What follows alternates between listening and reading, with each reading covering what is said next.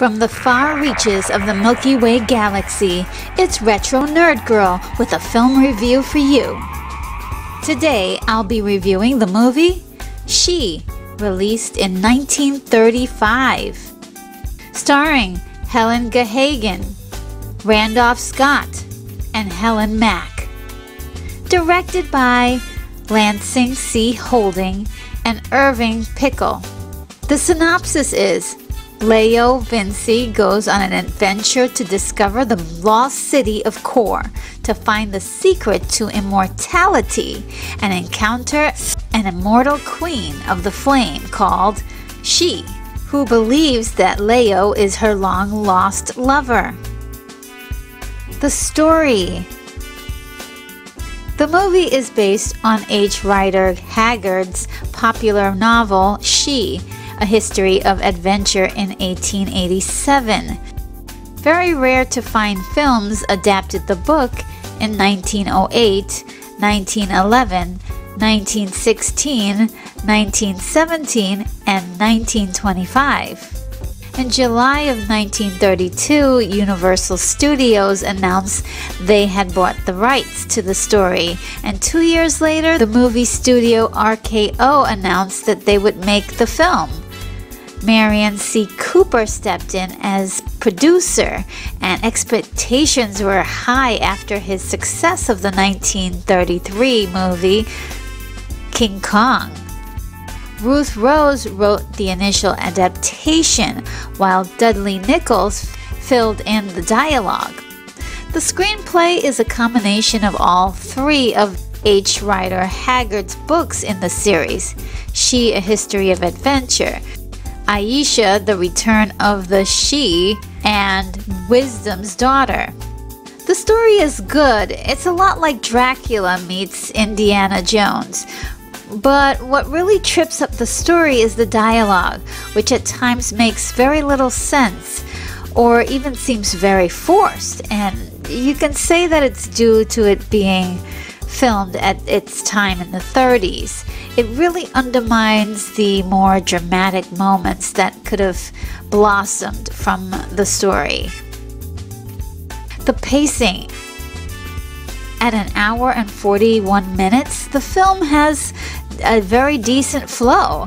It actually feels a little modern as well. However, there are a few scenes that really went on a little too long for my liking. In fact, a lot longer than they really needed to. The challenge. The challenge in the film is the queen of the lost city, She, named Hashimotep, who resides in the Russian Arctic, ruling her subject of a combined mixture of Aztec and Egyptian cultures. In the book, she's called Aisha, and she lives in a lost city, and the lost city is in Africa. One of her titles is She, who must be obeyed.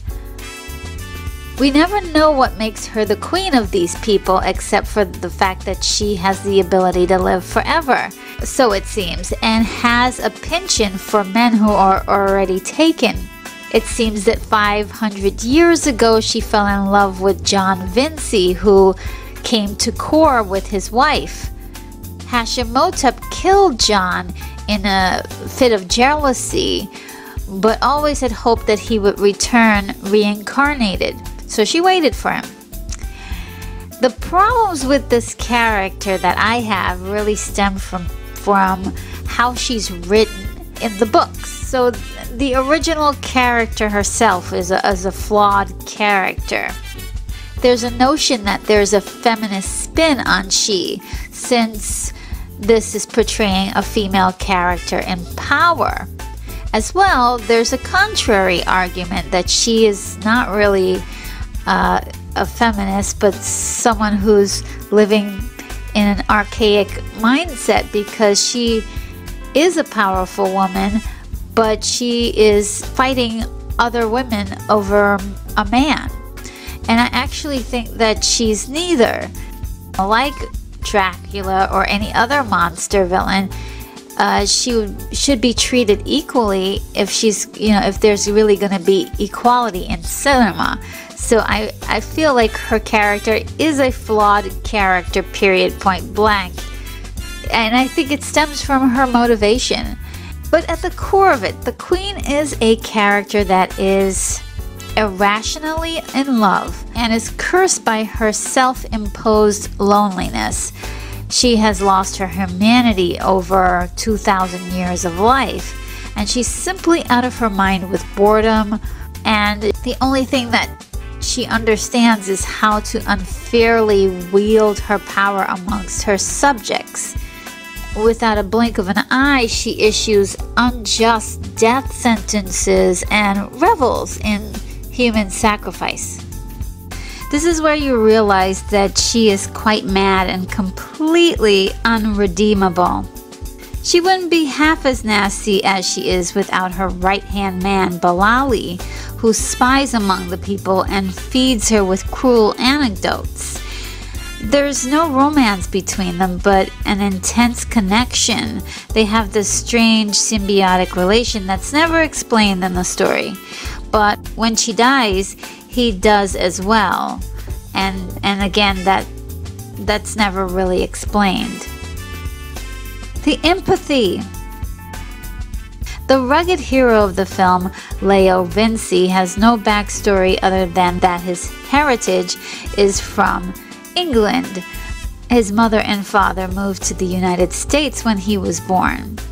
And at an urgent request of Horace Polly, a companion of his uncle, Leo comes to England to learn of the immortal flame discovered by his ancestor John Vinci 500 years ago. Leo is the splitting image of John Vinci. So when she sees him, she believes that her beloved John Vinci has returned to her. Leo and Holly seek help from some of the locals during their journey through the Russian Arctic and find this really mean guide by the name of Tugmore, who pretty much is a throwaway character, and a young woman that Tugmore has stolen as his daughter, Tanya. Now, the character of Tanya serves as Leo's love interest that was created for the film, which is a combination of Leo's lovers in the books. Their love affair is something that kind of happens really fast. There's attraction, which you can see, but an actual love affair, it just sort of shows up out of nowhere. It seems as if it wouldn't be strong enough to stand up against the temptation of the Queen and her dangling the carrot of immortality in front of Leo's face, I enjoyed the fact that Leo exhibited some weakness in consideration for the offer that she gives him to live forever. And this was the perfect opportunity for Tanya's character to really shine, which it does. She describes the simple comforts of love between two people through a lifetime. I thought that was very nice. The technical aspects. I actually wasn't expecting to see something so grand for 1935, to be honest. There were some things that were reused in this movie from King Kong. But there were a lot of other scenes that were pretty grand, just beautiful visuals in general.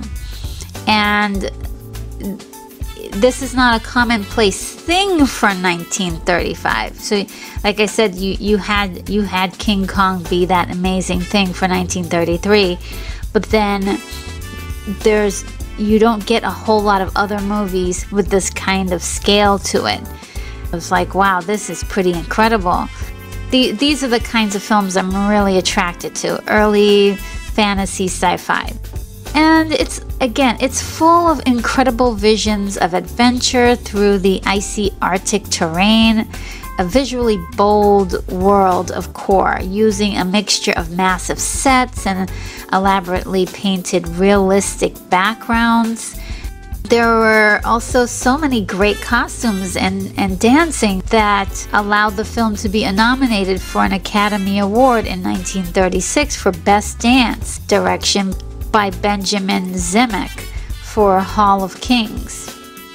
The music was incredible, delivering all the drama of a good action-adventure film by Max Steiner, famous for his later work on Gone with the Wind, released in 1939. The performances were highly criticized, but I do believe that much of the issues that are present in the performances are due to the dialogue. Some of that dialogue was just awful. This was the first movie for Helen Gahagan after a long career on Broadway, and her performance is theater-esque, but it's still pretty good and matches her character's personality, save for a few moments that felt a little awkward, again having to do with the dialogue. I thought that Helen Mack as Tanya was especially noteworthy to mention because she is quite enjoyable on screen.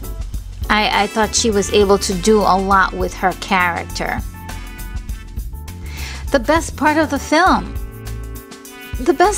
film would be nearly every scene that she is in it.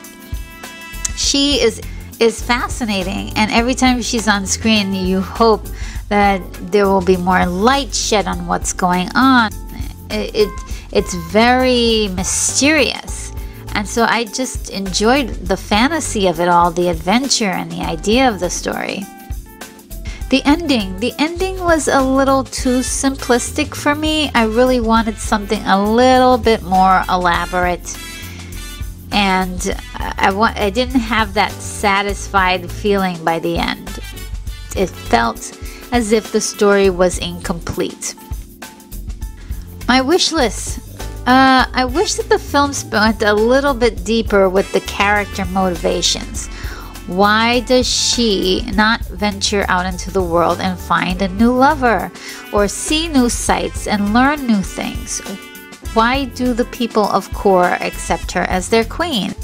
Besides sexual attraction, what makes Leo and Tanya fall in love? I would have also loved to have seen more of the seduction of Leo and perhaps some latent memories of his past life as John, if he was truly reincarnated. It would have also been great to know why he's so entranced by Hashimotep. This is never really explained, so his behavior of like being almost mesmerized by her is completely weird, and I wish that was explained a little bit more. Enjoyment. The film was a huge disappointment when it was released and listed on the official Razzie Movie Guide as one of the 100 most enjoyably bad movies ever made. I seem to know many of those movies and enjoy many of them. When the movie first came out, many people thought that the film was too different from the book. But what really hurt the film was the dialogue and making the characters, developing those characters, which they really dropped the ball on doing. Secondly, after hearing the film was produced by Marion C. Cooper, many people thought it was going to be as epic as his previous successes. Even Cooper agreed, as he referred to She as the worst picture he ever made in his later years. Okay, but get this. Many reports say that Helen Gahagan had retired from acting in movies due to her experience in this film. But others said that it was mainly because she became more interested in politics, to the point that she was eventually elected to the United States House of Representatives from 1945 to 1951. It was also rumored that when she was running for Congress, she attempted to buy up all the prints of the movie to protect her image. Now, she might have been successful at eradicating the film from cinema history if silent film star Buster Keaton hadn't had a copy of the original print stored in his garage. In 1949, the film was re-released and gained a following of moviegoers with a positive response. Initially, Marion C. Cooper wanted to shoot the film in color, but the budget required that the film be in black and white. In 2006, Legend Films and Ray Harryhausen colorized the film, and it works so much better in color, giving the audience a deeper layer of the fantasy to imagine in. I mean, personally, I'm not a big fan of colorizing black and white films, but comparing the black and white film to the color film, I really feel as if this had a more fulfilling experience in the colored version. The film feels a bit like Indiana Jones in a way, and it makes sense that it does because Indiana Jones was inspired by Alan Quatermain, which is one of the characters from H. Rider Haggard's King Solomon's Mines. In fact, Tanya's sacrifice scene was completely copied and modified in Indiana Jones and the Temple of Doom, right down to the fiery pit of sacrifice, and even the high priest is a complete copy. But the extent of inspiration to popular film does not end there. She was the inspiration for the appearance, body language, and speaking voice of the evil queen in Walt Disney's 1937 animated film Snow White and the Seven Dwarfs. Even with its flaws, the film has a strange, fast-paced, hokey charm about it that reminds me of the pacing and the story structure of the modern summer blockbuster. A shallow story full of action and spectacle. I had an absolute blast watching this film. My rating is a 7.5. Well, that sums up my review. This is Retro Nerd Girl signing off. Take care, movie lovers. I'm off to my next review.